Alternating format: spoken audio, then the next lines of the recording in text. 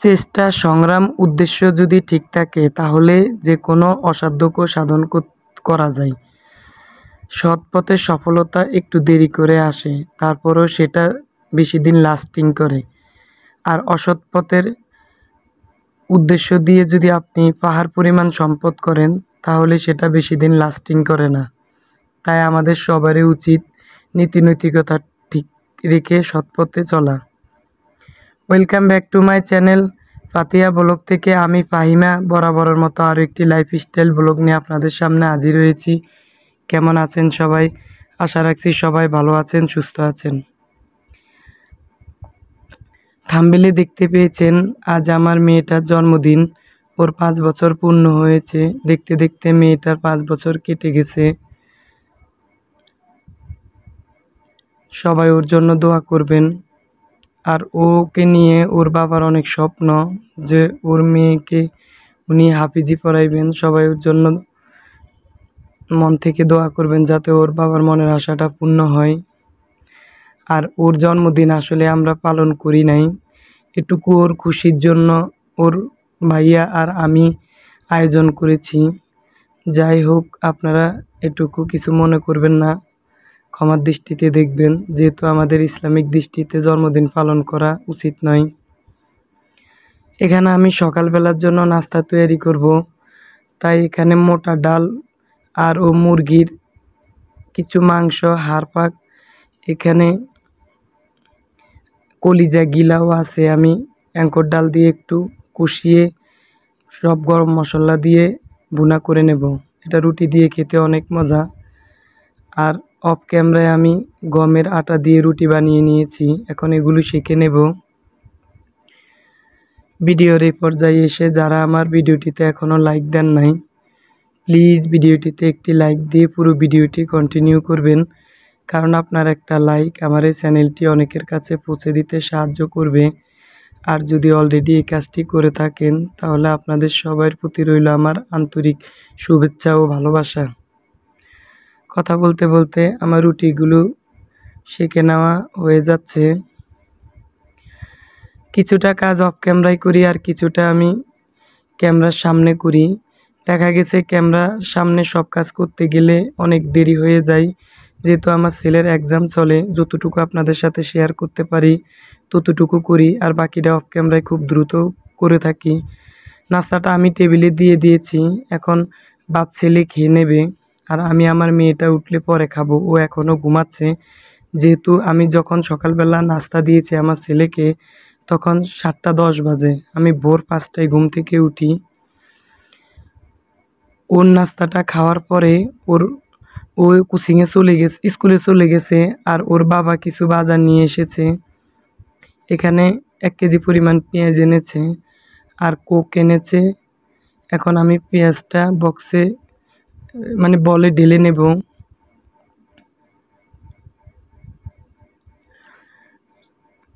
আর এনেছে পেঁপে, কিছু কাঁচামরিচ, শসা।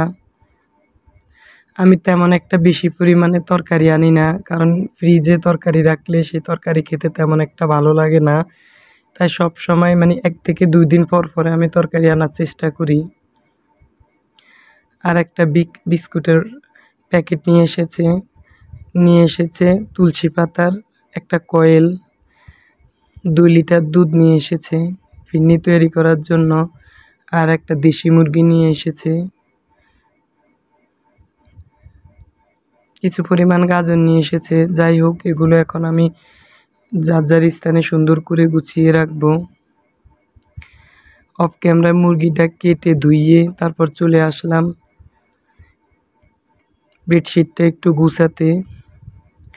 জানালাটা খুলে দিয়েছি, কেননা বাহিরের আলো বাতাস ভিতরে প্রবেশ করলে দেখা গেছে মানি প্ল্যান্ট গাছগুলো সতেজ থাকে, কারণ এগুলো রোদ থেকে আলোক সংশ্লেষণ তৈরি করে। তারপরও যেহেতু রোদ ভিতরে আসে না, যতটুকু আলো বাতাস পাই এগুলো ভালো থাকে। তা না হলে দেখে গেছে কেমন জানি মরা মরা হয়ে যায়।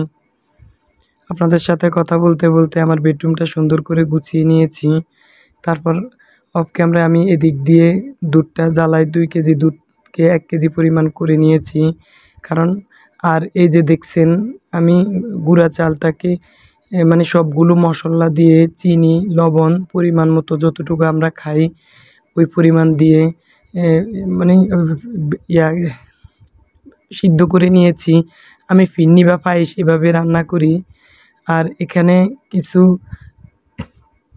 কাজু বাদাম কুচি করে নিয়েছি, আর কিছু আছে ওই যে খেতে চাষ করা বাদাম, এটাকে কি বলে আমি এখন তেমন একটা মনে পড়ছে না। এই বাদামটা আমি এখন চীনা বাদাম, এই বাদামটা আমি এখন দুধের ভিতরে দিয়ে দিয়েছি আর মশলা দিয়েছি পরিমাণ মতো।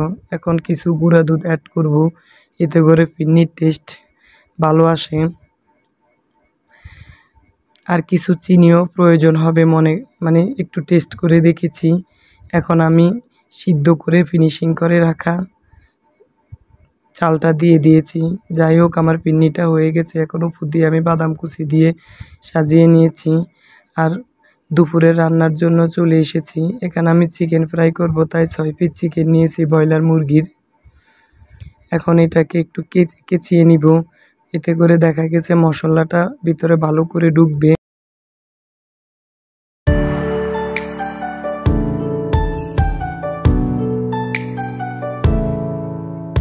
গোলমরিচের গুঁড়া আর দিয়ে দিলাম 1 চা চামচ জিরার গুঁড়া। আমি ময়দা এবং মানে মাংসে একই সাথে সমপরিমাণ করে সব কিছু দিয়ে নিচ্ছি। এখন দিয়ে দিচ্ছি আদা রসুন, আর ময়দার ভিতরে আদা রসুন দেওয়ার প্রয়োজন নাই। এখন আমি এগুলোকে মেরিনেট করে নেব। পরিমাণ মতো লবণ দিয়ে দিয়েছি।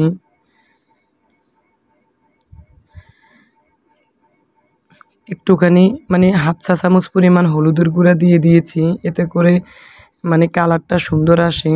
আর 1/2 চা চামচ করে লাল মরিচের গুঁড়া দিয়েছি। যেহেতু আমি গোলমরিচ দিয়েছি সেহেতু মরিচের পরিমাণ তেমন একটা বেশি না দিলেও চলে। আর দিয়ে দিলাম সয়া সস আর টমেটো সস, দিয়ে দিলাম 2 টেবিল চামচ টক দই। এখন আমি এটাকে সুন্দর করে কষলিয়ে ভালো করে মেখে মেরিনেট করে রাখবো মানে 20 থেকে 30 মিনিটের জন্য। আর এদিক দিয়ে হ্যান্ড উইক্সের সাহায্যে ময়দাটাকে একটু সুন্দর করে নেড়ে চেড়ে মিশিয়ে নেব সব মশলাগুলো। আর এখন এগুলো এক সাইডে রেখে আমি রোস্টের কিছু গ্রেভি তৈরি করব। এখানে 3 টেবিল চামচ টক দই দিয়ে দিলাম, 1/2 টেবিল চামচ মরিচের গুঁড়া দিয়ে দিলাম, 1 টেবিল থেকে 1.5 টেবিল চামচ কাজু বাদাম বাটা দিয়ে দিলাম, আর দিয়ে দিলাম স্বাদ মতো লবণ, 1 টেবিল চামচ জিরার গুঁড়া দিয়ে দিলাম, আর দিয়ে দিব 1/2 টেবিল চামচ গরম মশলার গুঁড়া। গরম মশলা না, এটা রোস্টের জন্য আমি আলাদা মশলা তৈরি করে রেখেছি। আর একটুখানি গোলমরিচের গুঁড়া দিয়ে দিলাম। এখন এটাকে একটা ডো তৈরি করে নেব। দেখা গেছে এমন কইরা যদি মানে একটা ডো তৈরি করে নেওয়া যায়, পরে আর মানে মশলার ভিতরে দেওয়া লাগে না। আর লবণ দিয়ে চিকেনগুলোকে ভালো করে ম্যারিনেট করে রাখবো। আর রোস্টের সাথে আমি মানে টমেটো সস বা চিলি সসটা অ্যাড করি, চাইলে আপনারা স্কিপ করতেও পারেন। আমি জানি না ভিডিওতে আপনাদেরকে কতটুকু পরিমাণ কি দিয়েছি বুঝিয়ে বলতে পারছি কিনা, তারপরও যতটুকু পারছি চেষ্টা করছি আপনাদেরকে বুঝিয়ে বলার জন্য। আর এদিক দিয়ে ফ্রোজেন করা কাবাবগুলো এখন ভেজে নিচ্ছি। যারা আমার ভিডিওটি দেখছেন কিন্তু এখনও সাবস্ক্রাইব করেন নাই, প্লিজ ভিডিওটিতে সাবস্ক্রাইব করে পাশে থাকার অনুরোধ রইল। আর যদি আমার চ্যানেলের মানে লাইফস্টাইল ব্লগগুলো দেখতে চান, তাহলে পাশে থাকা বেল আইকনের অল অপশনটি অন করে রাখবেন। এতে করে যখন আমি নোটিফিকেশন মানে ভিডিও আপলোড করব, তখন আপনার ফোনে নোটিফিকেশন চলে যাবে আর আপনি সময় সুযোগ করে দেখে নিতে পারবেন। আর যারা আমার পেজ থেকে মানে ফেসবুক থেকে এই ভিডিওগুলো দেখতে চান, তা পারলে পেজটা ফলো দিয়ে রাখবেন। আর এদিক দিয়ে আমি চিকেনগুলোকে হালকা করে ভেজে নিয়েছি। আর চিকেন ফ্রাই করার জন্য ময়দার ভিতরে চিকেনটাকে কোট করে এখন ভাজতে দিয়ে দিয়েছি। উল্টি পাল্টি এগুলো সুন্দর করে ভাজতে হবে, তা না হলে ভিতরে তেমন একটা মজা লাগে না, কাঁচা কাঁচা থেকে যায়। যাই হোক, আমার চিকেন ফ্রাইগুলো হয়ে গেছে। আমি এভাবে আরও একবার কোট করে রাখা চিকেন তেলের ভিতরে দিয়ে দেব।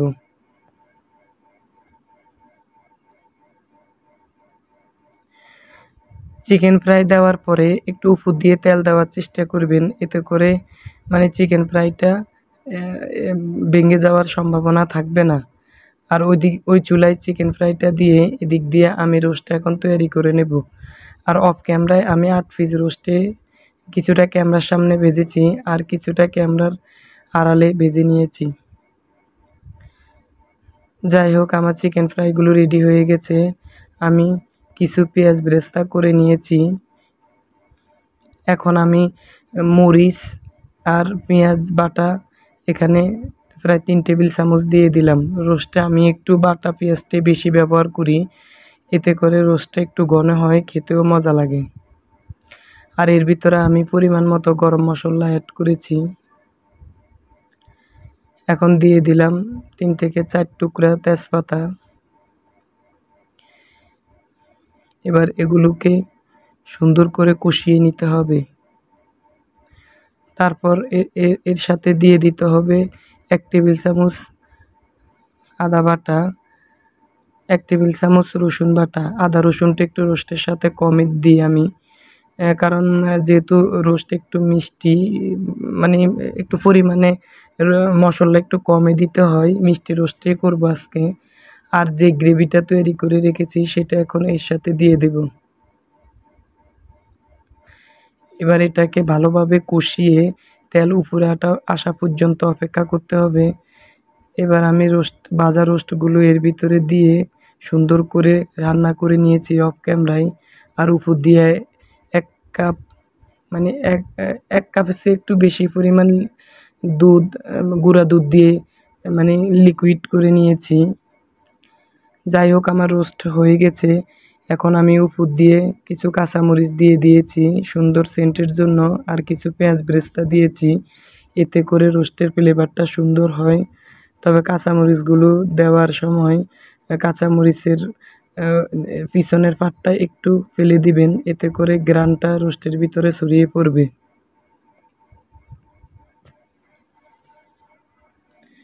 এখন আমি পোলাওটা করে নেব। আজকে আমি গাজর পোলাও করব, তাই আমি এখানে একটা গাজর কুচি করে নিয়েছি। এখন আমি গরম মশলা দিয়েছি তেলের ভিতরে আগে, ওটা একটু ঘ্রাণ ছড়ানোর পরে, মানে একটু ভাজা ভাজা হলে এই মশলাটা ঘ্রাণ ছড়ায়। তারপর আমি পেঁয়াজ দিয়ে দিয়েছি, তারপর দিয়ে দিয়েছি পরিমাণ মতো তেজপাতা। এবার এই সবগুলোকে একটু ভেজে নেব বাদামি কালার হওয়া পর্যন্ত।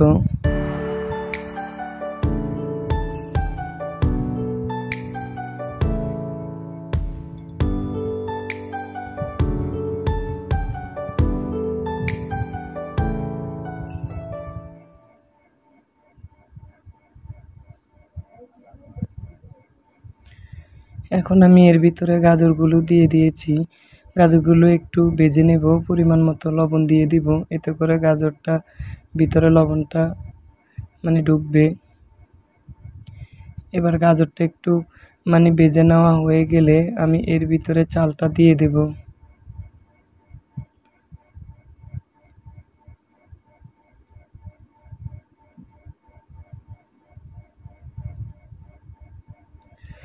রান্না তো সবাই করতে পারেন, তবে কিছু নতুন আপুরা আছে হয়তোবা আমার এই রান্নাটা দেখে উপকৃত হবেন, তাই ডিটেলসে বলে দিচ্ছি। আর আমার বাসাটা যেহেতু রোডের পাশে, আমি সব সময় ভিডিওতে বলি, তাই খুব অনেক পরিমাণে নয়েজ হচ্ছে, এগুলো একটু ইগনোর করবেন। এবার আমি এগুলোর ভিতরে আদা রসুন বাটা 1 টেবিল চামচ করে দিয়ে দিয়েছি। যাই হোক, অফ ক্যামেরার পিছনে আমি পাতিলটা পাল্টিয়ে একটা বড় কড়াইতে দিয়েছি দস্তার, কারণ পাতিলে 1 কেজি পরিমাণ পোলাও আটে, মানে ফ্রাই প্যানের পাতিলগুলোতে অত বেশি পোলাও ধরে না। আর এখানে যেহেতু আমি 1.5 কেজি পরিমাণ গুঁড়া চাল নিয়েছি, তাই কড়াইটাতে ঢেলে দিয়েছি। এখন আমি উপর দিয়ে কিছু পেঁয়াজ বেরেস্তা ও কাঁচামরিচ দিয়ে দিয়েছি। এখন একটা দস্তার তাওয়াতে আমি এটা আধা ঘন্টা পরিমাণ লো হিটে দিয়ে রাখবো, এতে করে পোলাওগুলো ঝরঝরে হয়ে যাবে। তবে মনে রাখবেন, পোলাও করলে যে পরিমাণ চাল দেন তার ডাবল পরিমাণ পানি দিলে পোলাও অনেক সুন্দর ও ঝরঝরে হয়। আমার পোলাওটা প্রায় হয়ে গেছে। আমি এখন নিচ থেকে একটু উল্টে পাল্টিয়ে দেব, এতে করে সমান করে সিদ্ধ হয়ে যাবে। আজকে আমার মেয়েটা ভীষণ খুশি, কারণ ওর পছন্দের সব খাবারে আজকে তৈরি করেছি। আর এদিক দিয়ে রোস্টের উপরে আমি কিছু পেঁয়াজ বেরেস্তা দিয়ে দিয়েছি। ওর জন্য ছোট্ট একটা কেক নিয়ে এসেছে ওর ভাইয়া। আর এটা হচ্ছে আমার বোনের ছেলে, ও আপনাদেরকে টাটা দিচ্ছে। আর এটা হচ্ছে আমার বোনের মেয়ে, এ হচ্ছে আমার সোনামণি। দেখেন কত শুকনা, কিছুই খায় না, কিন্তু খাবে সব কিছু, তাই আমি তৈরি করেছি, কিন্তু আসলে কিছুই খাবে না। এখন আমি টেবিলে সব কিছু সুন্দর করে সাজিয়ে দিয়েছি আর আপনাদের সাথে শেয়ার করতেছি। আর এদিক দিয়ে আমি একটু ফ্রেশ হতে গিয়েছি, আর আমার বোন ওদেরকে কেক কেটে দিচ্ছে। দেখেন ওর বাবা নাই, আর আমার ছেলেও এখনও আসে নাই। ওর বাবা এগুলা পছন্দ করে না জন্মদিন পালন করা। আমরা নিজেরা মানুষ, তাই হালকা পরিমাণে তৈরি করেছি, যাতে সবারই ঠিকঠাক মতো হয়। বাইরে কাউকে আমরা বলি নাই।